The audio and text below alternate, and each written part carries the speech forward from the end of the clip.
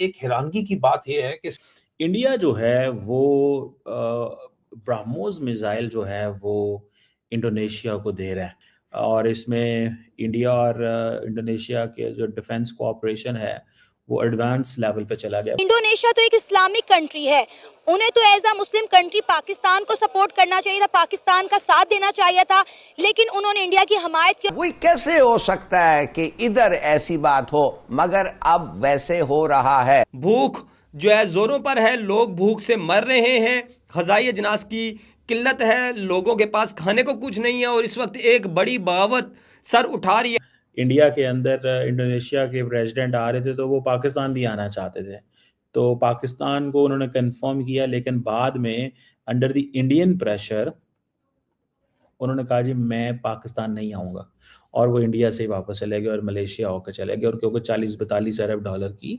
Partnership है। तो ये आप इमेजिन कर लें कि इंडोनेशिया इतना डरा। ये एक दिन भी आना था, ये एक दिन आना था। मुझे तो अब ये डर पड़ गया है कि सर कहीं ऐसा ना हो कि मोहम्मद बिन सलमान भी किसी दिन अपना डीएनए करवा के कह दें कि मैंने अपना डीएनए करवाया तो मुझे पता ही चला कि मेरा DNA, I have Indian DNA. अब तो सिर्फ ये रह गया। ठीक है जी, ये जो डील है कोई $500 मिलियन, 450-500 मिलियन डॉलर की है। अगर हम बात करें हिंदुस्तान की तो आप देख ही रहे हैं कि इस वक्त इस्लामिक कंट्रीज जो हैं वो भारत के साथ बात कर रही हैं। इस्लामिक कंट्रीज भारत के साथ अपने टर्म्स को बहुत अच्छा ले जाने की कोशिश कर रही हैं और दिखाई भी दे रहा है। यानी इंडोनेशिया में जितने मुस्लिम्स हैं उतने तो शायद किसी और कंट्री में इतने ज्यादा नहीं हो सकता है हो भी, लेकिन मैंने जहां तक सुना है नहीं है। ये पाकिस्तान जिस तरह आजकल कोशिश कर रहा है ना कि तमाम मिडल ईस्टर्न कंट्रीज को दोबारा अपने फोल्ड में लेके आ रहा है, ठीक है ना, ये पाकिस्तान को, ये मलेशिया, इंडोनेशिया, इनको भी अपने फोल्ड में दोबारा लेके आना चाहिए। ये थोड़ा सा इसको समझने की ज़रूरत है, इनको भी इस फोल्ड में लेके आना चाहिए क्योंकि ये मलेशिया, इंडोनेशिया हमारे फोल्ड से बाहर है। what I can feel and what I can smell and what I can see, मुझे ये एटलीस्ट ये नज़र आ रहा है। on this thing let's see क्या निकलेगा, लेकिन मैं आपको एक चीज़ बड़ी गारंटी से बता सकता हूँ कि अगर इंडोनेशियंस ये सिस्टम ले लेते हैं 400-500 मिलियन डॉलर का, तो इंडिया जो इम्प्रेशन देना चाहता है ना वो देने में कामयाब हो जाएगा। क्या इम्प्रेशन, ज़रा ये भी समझें कि जनाब हम तो सारा बाहर बेच रहे हैं, हम तो आत्मनिर्भर भारत की बात कर रहे हैं। अगर इंडिया ये करना चाहता है, अच्छा मज़े की बात बताएं, सुने, एक तरफ इंडिया क्या कर रहा है, एक तरफ इंडिया S-400 खरीद रहा है, एक तरफ बेच रहा है, ठीक है, एक तरफ S-400 खरीद रहा है, ठीक है ना जी। कि जी इकोनॉमी जो है पाकिस्तान की वो बेहतर हो गई, मुझे समझ नहीं आ रही कि ये हो क्या रहा है। एक तरफ कह रहे हैं कि वर्ल्ड बैंक की कंडीशंस जो है वो बहुत टफ आ गई हैं, उन्होंने कहा है कि सब कंडीशंस पूरी की जाए। दूसरी तरफ कह रहे हैं कि एफबीआर को गाड़ियां लेने से रोका जा रहा है क्योंकि पाकिस्तान के पास पैसा नहीं है। एक साइड पे कह रहे हैं कि जी इकोनॉमी ठीक हो रही है, दूसरी साइड पे कह रहे हैं कि जी टेक्सटाइल जो है वो बंद हो रही है, और फिर वर्ल्ड बैंक ने कहा है कि पाकिस्तान 2035 में जो है 1 ट्रिलियन इकोनॉमी पाकिस्तान की हो जाएगी। मुझे समझ नहीं आ रही है, सब हमें पागल बना रहे हैं कि हमें क्या कर रहे हैं। ज़ैद हामिद साहब ने तो प्रेसिडेंट ऑफ इंडोनेशिया को छोड़ना नहीं, उन्होंने कहना है कि ये क्या किया है, ये तो दगा है, ये तो धोखेबाजी है सर, ये तो फ्रॉड कर दिया, ये क्या हो क्या गया कि उन्होंने देखिए अब आप क्या कर दिया, मुस्लिम उम्मा क्या सोचेगी। ज़ैद हामिद साहब तो कहेंगे देखिए मुस्लिम उम्मा के पीछे पड़े हुए हैं, ये जानबूझ के कर रहे हैं, कोई नहीं निकला इनका।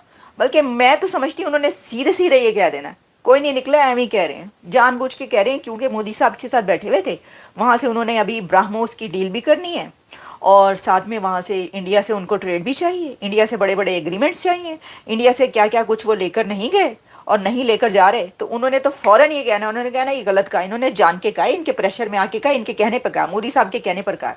अच्छा, बड़ी दिलचस्प बात यह है कि जब आप ये कहेंगे कि उन्होंने मोदी साहब के कहने पर ये कहा है, तो इसका मतलब ये है कि उनको डीएनए करवाने के लिए भी मोदी साहब ने कहा होगा, प्रभु साहब डीएनए करा के आना, तुसी इंज ना आना साडे। ठीक है, एक तरफ S-400 खरीद रहा है, ठीक है ना जी, और एक तरफ ये सारी चीज़ है। सो ये इंटरेस्टिंग है। और ये सुनने में ये भी आया था कि इंडिया इसमें अंदर अपने ही बैंक्स को, आई थिंक एक्सिम बैंक के कौन से बैंक जो है उसको करना चाहता है इंडिया, लोन दिलवाएगा इंडोनेशियंस को। क्या दिलवाएगा? लोन दिलवाएगा। ये लोन दिलवाएगा ताकि वो ये सब कुछ हो सके। लेट्स सी किस हद तक ये कामयाब होते हैं या क्या होता है या क्या चीज़ उनके उधर निकलती है।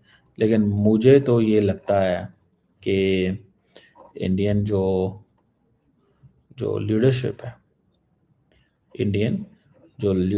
है, they have this thing very clearly कि भाई कैसे और किस तरह जो है वो चीज़ों को करने की ज़रूरत है। मुझे ये लगता है कि हमें कैसे चीज़ें अपने इन मुल्कों को चीज़ें एक्सपोर्ट करनी है, बेचनी है। मैं तो इंडियन लीडरशिप की जो रीच है, देखिए इंडिया की जो लार्जर ट्रेड है ना, वो उनको बहुत हेल्प आउट करती है। जब आप इंडियंस जाके उनके टेबल पे मेन्यू रखते हैं 10 चीज़ों का, तो बीच में ये भी कहते हैं ये भी उठा लें। मुझे एक दफ़ा एक बांग्लादेशी ने बताया कि समटाइम्स इंडियंस हमें फोर्स करते हैं कि आप ये चीज़ ख़रीद लें।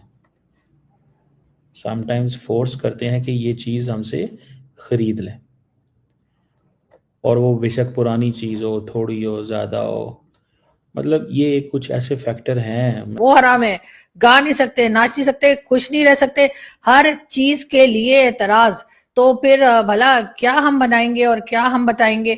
तो इस वजह से भी मुझे लगता है कि हमारे यहाँ जो है ना वो थोड़ा ये काम मुश्किल है, यानी कि हमारे लोग जो हैं वो इतनी आसानी से जो है वो नहीं कर सकते कि हम भी अपने रिलीजन के ऊपर कोई और टीवी प्ले बनाना शुरू कर दें। तो उसमें क्योंकि जो बताया जाएगा तो वो फिर आपको पता है ना वो थोड़ा, और उसके बाद लोग पीछे पड़ जाएंगे, अरे ये क्या बोल दिया, ये तो ब्लास्फेमी हो गया, वो क्या बोल दिया, वो तो गलत बोल दिया, ऐसा नहीं बोलना था।